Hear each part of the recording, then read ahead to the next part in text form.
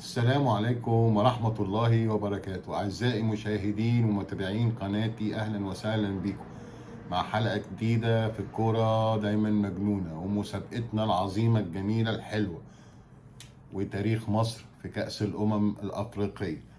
المسابقة ولعت وسخنت، وأسئلتنا حلوة وجميلة وبسيطة، وممكن تفوزوا معانا بريسيفر فول اتش دي.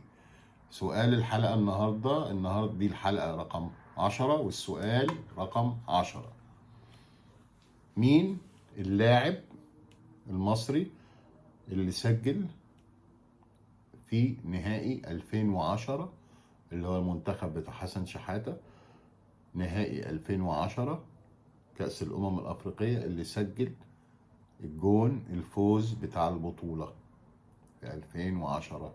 يا ترى مين؟ هل كان أبو تريكة ولا جده ولا أحمد حسن؟ مين اللي سجل هدف الفوز اللي خلانا نفوز بالبطولة في 2010؟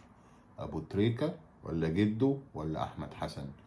سؤال سهل وبسيط، جاوبوا عشان تفوزوا بالريسيفر معانا، بس لازم تشتركوا في القناة، ويا رب يكون الريسيفر من نصيبكم.